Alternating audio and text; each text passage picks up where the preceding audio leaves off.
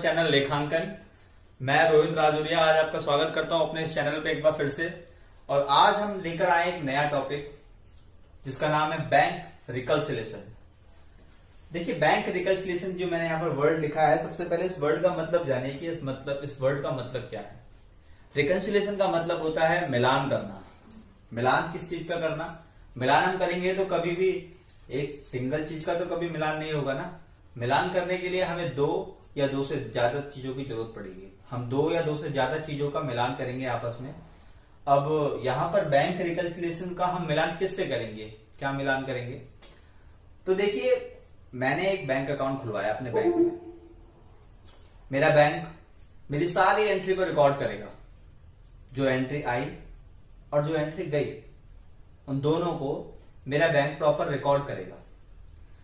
अब देखिए क्या होता है कि मैं क्या चाहता हूं कि मैं अपने पास भी उस एंट्री को रिकॉर्ड कर रहा हूं। बैंक तो कर रहा है अपना काम, लेकिन मैं क्या कर रहा हूं, अपने पास भी उन एंट्रीज को रिकॉर्ड कर रहा हूं कि जो जो एंट्री मेरे पास से गई और जो जो एंट्री मेरे पास आई, यानी कि जो पैसा मेरे पास से गया कब गया और जो पैसा मेरे पास आया कब आया, कितना गया, वो सारी एंट्रीज को मैं अपने पास भी रिकॉर्ड कर रहा हूं। अब जो मैं अपने पास एंट्री रिकॉर्ड कर रहा हूं, वो जो मेरे बैंक की पासबुक है, मैं उससे उसको रिकंसिलिएशन करूंगा इन दोनों का आपस में कि क्या ये दोनों बराबर हैं या नहीं। अगर वो बराबर नहीं है तो कहीं ना कहीं मिसमैच है, और इस मिसमैच को ढूंढने के लिए ही हम बैंक रिकंसिलिएशन करते हैं। और देखिए, और भी बहुत सारे रीजन होते हैं बैंक रिकंसिलिएशन करने के लिए। जैसे कि हमारे पास क्या होता है, देखिए हम रोजाना तो बैंक की स्टेटमेंट नहीं निकाल के ला सकते, ये पॉसिबल नहीं है कि हम रोजाना या नेट बैंकिंग पे रोजाना चेक करें, ये पॉसिबल नहीं है। तो हम क्या करते हैं कि बैंक की जो प्रॉपर एक मंथ की स्टेटमेंट निकल के आती है, उस रिकंसिलिएशन से हम अपने बुक्स को रिकंसाइल करते हैं। उस स्टेटमेंट से हम अपने बुक्स को रिकंसाइल करते हैं और चेक करते हैं कि सारी एंट्री बराबर है या नहीं। अब बीच में मान लीजिए कि 15 दिन के बाद, मैंने बताया ना 1 महीने की स्टेटमेंट लेंगे, बीच में 15 दिन के बाद हमें ये देखना है कि हमें किसी को पैसे ट्रांसफर करने हैं और अभी हमें पता ही नहीं है हमारे बैंक में पैसे कितने हैं। तो हम कैसे ट्रांसफर करेंगे?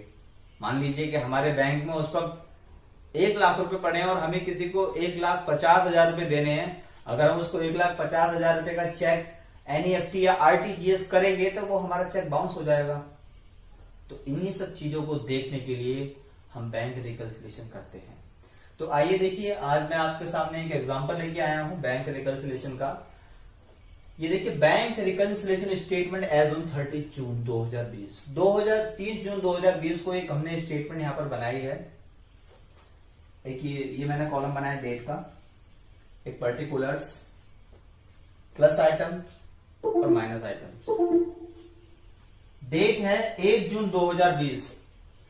1 जून 2020 को बैंक बैलेंस एज पर और बुक्स 1 लाख। 1 लाख हमारा अमाउंट है 1 जून 2020 को, जो कि हमारी जो बुक्स हैं, जो हम बुक्स मेंटेन कर रहे हैं, बैंक से अलग जो बुक्स हम मेंटेन कर रहे हैं, उसमें बैंक बैलेंस हमने 1 लाख रुपए रिकॉर्ड कर रखा है। अब उसके बाद क्या है, हमने 10 जून 2020 को ऐड किया है। हमने यहां पर ऐड किया है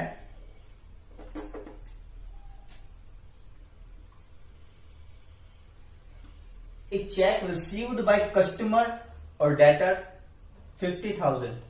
50,000 रुपए का हमें एक चेक रिसीव हुआ है। किससे? कस्टमर से या डेटर से। देखिए, डेटर का मतलब अकाउंटिंग में, हम अकाउंट्स लाइन में कस्टमर को डेटर बोलते हैं। अकाउंट्स में से बहुत सारे वर्ड्स होंगे जिसके बहुत अटपटे वर्ड्स होंगे जो आपने शायद पहले कभी ना सुने हो, या फिर सुने होंगे तो उनका कुछ अलग ही मतलब होगा। तो ऐसे बहुत सारे वर्ड्स आगे मिलेंगे। तो फिलहाल उनमें से एक वर्ड है डेटर। डेटर का मतलब है कस्टमर।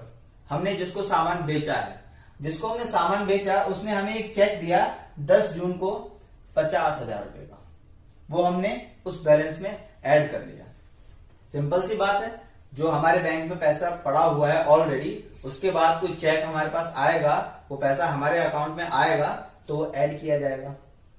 बैंक अपना काम कर रहा है, ये हम अपना काम कर रहे हैं।